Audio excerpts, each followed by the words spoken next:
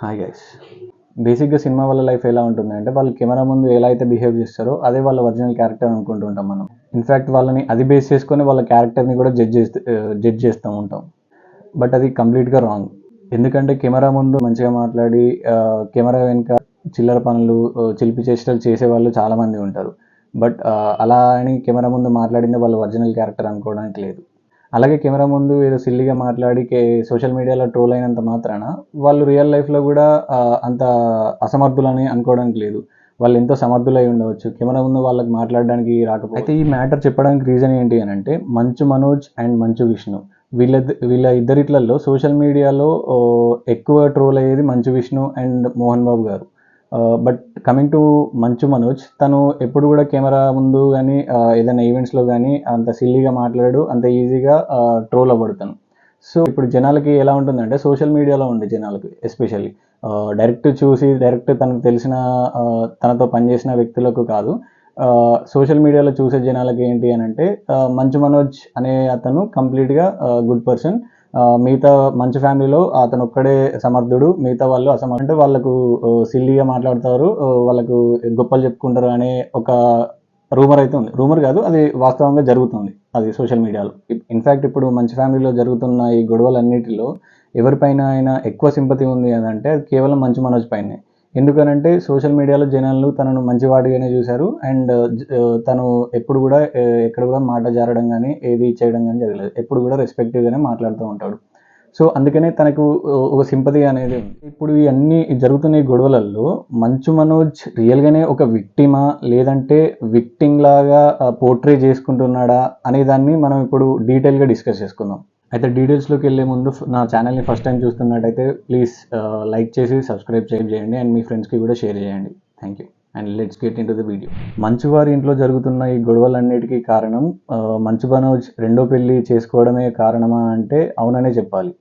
ఎందుకనంటే ఈ వీడియో చూడండి, మీకే అర్థమవుతుంది. And there was one debate వచ్చిందనమాట. ఇట్ వాజ్ లైక్ వెన్ ఆ రిలేషన్ వాస్ నాట్ యాక్సెప్టెడ్. సరే నువ్వు చూస్ చేసుకొని లవ్ లైఫ్ సినిమానా ఏంటి అని ఒక సిచ్యువేషన్ వచ్చింది అనమాట. 2023 మార్చ్ 3వ తారీఖు మంచు మనోజ్ తాను ప్రేమించిన ఆళ్ళగడ్డ ఆడబిడ్డ అయిన భూమా మౌనిక రెడ్డిని పెళ్లి చేసుకున్న రోజు. అయితే ఇందాక వీడియోలో చెప్పినట్టు మంచు మనోజ్ మౌనికని పెళ్లి చేసుకోవడం మంచు వారి ఫ్యామిలీలో ఎవరికి కూడా ఇష్టం లేదు. ఎప్పుడైతే మనోజ్ మౌనికని పెళ్లి చేసుకున్నాడో అప్పటి నుండి మంచు ఫ్యామిలీలో పులివెందుల వర్సెస్ ఆళ్ళగడ్డగా మారింది. ఇది గుర్తుపెట్టుకోండి, ఇది తర్వాత చెప్తా. మంచు మనోజ్కి పెళ్లి జరిగిన 20 రోజులకి అంటే మార్చ్ 20, 2023 రోజున మంచు మనోజ్కు మరియు మంచు విష్ణుకు జరిగిన ఒక గొడవని మంచు మనోజ్ తన FB అకౌంట్లో వీడియో పోస్ట్ చేయడం జరిగింది. అయితే అది పోస్ట్ చేసి కొంతసేపటి తర్వాత అది డిలీట్ కూడా చేసిండు. అయితే దాన్ని డైవర్ట్ చేయడానికి మంచు విష్ణు అది part of a reality show, అంటే వాళ్ళ ఫ్యామిలీ నుండి ఒక రియాలిటీ షో రాబోతుంది, సో దానిలో భాగంగానే ఈ వీడియో షూట్ చేయడం జరిగింది, అది గొడవ కాదు అని చెప్పేసి టాపిక్ని డైవర్ట్ చేశాడు. బట్ రియాలిటీలో అది నిజంగా జరిగిన గొడవే అని చెప్పేసి మొన్న డిసెంబర్లో ఏదైతే మళ్ళీ ఇష్యూస్ బయటికి వచ్చాయో ఆ రోజు జనాలందరికీ తెలిసింది అది పార్ట్ ఆఫ్ రియాలిటీ షో కాదు, అది రియల్గా జరిగిన గొడవే అని. ఇందాక చెప్పినట్టు పులివెందుల వర్సెస్ ఆళ్ళగడ్డ అని ఎందుకు అన్నా అంటే, మంచు విష్ణు గారి వైఫ్ అయిన విరానిక గారు స్వయంగా former CM YS Jaganmohan Reddy గారి బాబాయ్ కూతురు, అంటే వైఎస్ఆర్సీపీ. అలాగే మంచు మనోజ్ గారి వైఫ్ భూమా మౌనిక రెడ్డి గారు వచ్చేసి ex minister and present TDP MLA అయిన భూమా అఖిలారెడ్డి గారి ఓన్ సిస్టర్. సో ఒకే ఇంట్లో రెండు పార్టీలు. 2023 మార్చిలో జరిగిన గొడవ తర్వాత, అంటే మంచు మనోజ్ ఏదైతే తను FBలో పోస్ట్ పెట్టి డిలీట్ చేశాడో గొడవకు సంబంధించిన పోస్ట్ని, ఆ ఇన్సిడెంట్ జరిగిన సంవత్సరానికి అంటే 19 మార్చ్ 2024 రోజున మోహన్ బాబు గారి బర్త్డే ఫంక్షన్లో మంచు మనోజ్ కొన్ని పొలిటికల్ కామెంట్స్ చేశాడు. ఇతను అందరిని విడదీసుకుంటూ వెళ్తున్నాడా, కలుపుకుంటూ వస్తున్నాడా, ఫ్రాడ్ పనులు చేస్తున్నాడా, ఏదైనా దారుణమైన పనులు చేస్తున్నారా, మీ లోకల్లో మీ అందరూ తెలుసుకోండి. వాళ్ళ ఫ్యామిలీకే హెల్ప్ చేయని వాళ్ళ చుట్టుపక్కల వాళ్ళకి హెల్ప్ చేయని వాళ్ళు మీకే హెల్ప్ చేస్తారు. ఈ వీడియో కాస్త వైరల్ అయ్యాక మంచు మనోజ్ తన ట్విట్టర్ అకౌంట్లో అప్పుడు రియాక్ట్ అవుతూ టెక్నికల్ గ్లిచెస్ వల్ల జనాలు దాన్ని మిస్అండర్స్టాండ్ చేసుకున్నారు, సో ఫుల్ వీడియో పెడుతున్నా అని చెప్పేసి తను ఒక ఫుల్ వీడియో పెట్టాడు. అయితే నేను ఆ ఫుల్ వీడియో చూశాక నాకు అనిపించింది అక్కడ పొలిటికల్ కామెంట్స్ చేయాల్సిన సమయం కాదు, సందర్భం కాదు, సిచ్యువేషన్ కూడా లేదు. బట్ ఇంటెన్షనల్గానే చేశాడు ఆ పొలిటికల్ కామెంట్స్ అని అనిపించింది. ఇంతకుముందు వీడియోలు చూసినట్టుగా ఆ వీడియోలో మంచు మనోజ్ ఏమన్నాడు అంటే, తల్లిని, కుటుంబాన్ని, ఇంట్లో వాళ్ళని సరిగ్గా చూసుకోనోడు రాష్ట్రాన్ని ఏం చూసుకుంటాడు అనే దాన్ని ఆ మాట వదిలాడు. అయితే ఈ మాట ఇండైరెక్ట్గా వైఎస్ జగన్ గారిని అన్నాడా అనే విధంగా కూడా కొన్నిసార్లు ట్రోల్ అయింది.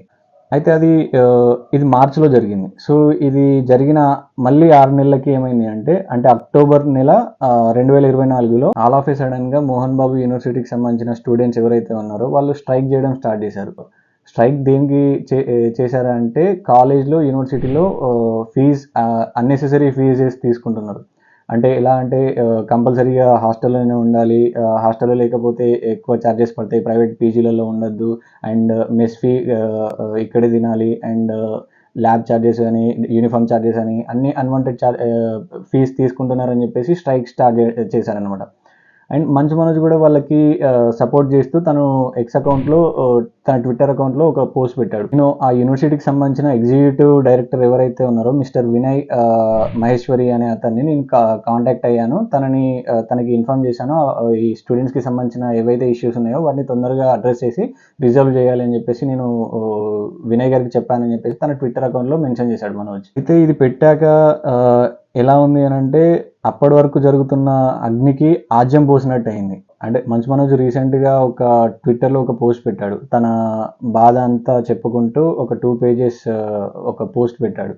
సో దాంట్లో ఏమని మెన్షన్ చేశాడంటే, మోహన్ బాబు గారు నన్ను ఎప్పుడు కూడా బిజినెస్లలో ఇన్వాల్వ్ అవ్వనివ్వలేదు, ఎప్పుడు కూడా విష్ణుకే సపోర్ట్ చేస్తూ వచ్చాడు, విష్ణునే ఎంకరేజ్ చేశాడు, నన్ను ఏ బిజినెస్లో ఇన్వాల్వ్ అవ్వనివ్వలేదు, విష్ణు స్టార్ట్ చేసే ప్రతి వెంచర్లో విష్ణుకి ఫైనాన్షియల్గా అండ్ ఫుల్ సపోర్ట్ నాన్న నుండి ఉండేది, నాకు మాత్రం ఎప్పుడు అలా లేదని చెప్పేసి చెప్పుకుంటూ వచ్చిండు. అది అడ్వాంటేజ్గా తీసుకున్న విష్ణు ఆ వెంచర్స్ని స్టార్ట్ చేస్తూ తను అక్రమాలకు పాల్పడ్డాడు, తన్ని చాలా అడ్వాంటేజ్ తీసుకొని మిస్యూజ్ చేశాడు ఫండ్స్ని అని చెప్పేసి చెప్పాడు. అండ్ ఇంకొక మాట కూడా ఏం చెప్పాడు అని అంటే, నేను ఏ రోజు కూడా బిజినెస్లలో ఇన్వాల్వ్ అవ్వలేదు, నాకు ఇంట్రెస్ట్ కూడా లేదు, అండ్ నేను నా సొంత కష్టం మీద నిలబడుతున్నా, నా సినిమాల నుండి వచ్చే రెవెన్యూనే నేను నా బ్రతుకు తెరువుకు యూజ్ చేసుకుంటున్నా, ఏ రోజు కూడా ఇంట్లో నుండి 1 రూపాయి కూడా ఎక్స్పెక్ట్ చేయలేదు, అండ్ 1 రూపాయి కూడా నేను తీసుకున్నది లేదు. నా సినిమా అహం బ్రహ్మాస్మి కూడా తను ప్రొడ్యూస్ చేస్తున్నప్పుడు ఇంట్లో వాళ్ళు పెళ్ళి కావాలా లేకపోతే సినిమా కావాలా అని అన్నప్పుడు నేను నా లైఫ్కి సంబంధించిన మ్యాటర్ కాబట్టి నేను పెళ్ళి సెలెక్ట్ చేసుకున్నా, సో దాంతో సినిమా కూడా ఆపేశారని చెప్పేసి అన్నాడు. ఎస్, ఇవన్నీ వాస్తవాలే. ఎందుకంటే నేను డీటెయిల్గా చెక్ చేసినప్పుడు నాకు తెలిసిన విషయాలు ఏంటి అని అంటే, మోహన్ బాబు గారికి సంబంధించిన బిజినెస్లలో like Sri Vidyanikethan and Mohan Babu university and production houses, వీటన్నిటికీ చైర్మన్ ఐదర్ మోహన్ బాబు గారు, లేదా అంటే సిఇఓ మాత్రం కంపల్సరీగా విష్ణు గారే ఉన్నారు.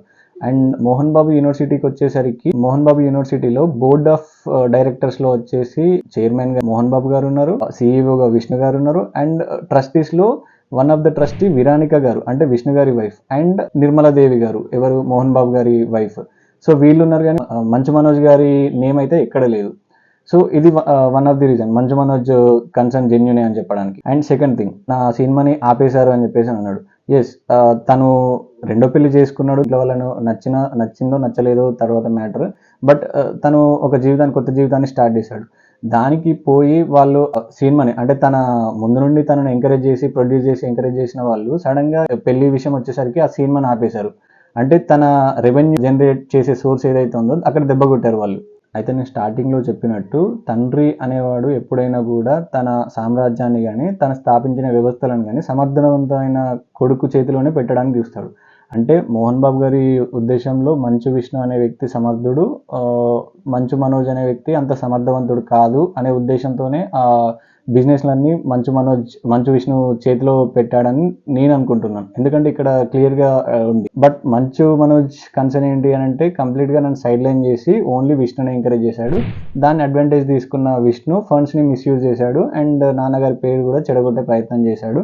అయితే మోహన్ బాబు గారు మంచు విష్ణు గారిని ఎందుకు అన్ని సంస్థలకు డైరెక్టర్గా కానీ సిఇఓగా కానీ చేశారు, అండ్ ప్రతి బిజినెస్లో మంచు విష్ణు గారిని ఎందుకు ఎంకరేజ్ చేశారు, మంచు మనోజ్కున్న అసెట్స్ ఏంటి, అసలు మంచు మనోజ్ ఈ గొడవకి అంటే మంచు మనోజ్ ఇప్పుడు బయటికి వచ్చి తను ఏం సాధించాలనుకుంటున్నాడు, మంచు మనోజ్ వెనుక ఉండి ఎవరు నడిపిస్తున్నారు, జెన్యున్గా స్టూడెంట్స్ కోసమే చేస్తున్నాడా లేకపోతే ఇంకా వేరే ఇంటెన్షన్ ఏమైనా ఉందా? ఇన్ని రోజులు ఆస్తులు అద్దనుకున్న మనోజ్ ఇప్పుడు సడన్గా ఆస్తుల గురించి ఎందుకు అడుగుతున్నాడు? తనకు ఆస్తులే వద్దనుకున్నాడు కదా. మరి మోహన్ బాబు యూనివర్సిటీలో అక్రమాలు జరిగితే తనకెందుకు, అన్యాయం జరిగితే తనకెందుకు? మంచు మనోజ్ గారు ఇంట్లో వాళ్ళ బాధను తట్టుకోలేకనే ఇక్కడ బయటికి వచ్చేసి ఇలా చేస్తున్నాడా, లేకపోతే మంచు మనోజ్ వెనకాల ఎవరైనా ఉండి దీన్ని నడిపిస్తున్నారా అనేది ఒకటి గోప్యంగానే ఉంది. అయితే ఈ అన్ని డీటెయిల్స్ నేను కొంచెం రీసెర్చ్ చేశాను. అయితే ఇవన్నీ నేను పార్ట్ 2లో చెప్తాను. సో మంచు మనోజ్ గారు ఎందుకు బయటకు వచ్చారు, అండ్ మోహన్ బాబు గారు ఓన్లీ విష్ణు గారిని ఎందుకు ఎంకరేజ్ చేశారు, అండ్ మోహన్ బాబు గారి యూనివర్సిటీలో స్టూడెంట్స్కి నిజంగానే కన్సర్న్స్ ఉన్నాయా, అవి ఎలాంటి కన్సర్న్స్. ఇంకో ఇష్యూ ఏం చెప్పారు అంటే దాంట్లో 200 కోట్లు ఫండ్స్ మిస్యూజ్ చేశారు అని సినిమా కోసం విష్ణు వాడుకున్నాడా, ఇవన్నీ డీటెయిల్స్ నేను పార్ట్ 2లో చెప్తాను. అండ్ ఈ వీడియోకి నేను ఇచ్చే టార్గెట్ ఒక 500 లైక్స్. మీరు ఎంత త్వరగా 500 లైక్స్ తెప్పిస్తే అంత త్వరగా నేను వీడియో చేసి పార్ట్ 2 అప్లోడ్ చేస్తాను. అండ్ యాజ్ యూజువల్గా keep loving me and keep supporting me. Me support ఉంటేనే నేను మరిన్ని క్వాలిటీ వీడియోస్, మరిన్ని వీడియోస్ డీప్గా చేసి మీకు పెట్టగలుగుతాను guys. And thank you for watching. Bye.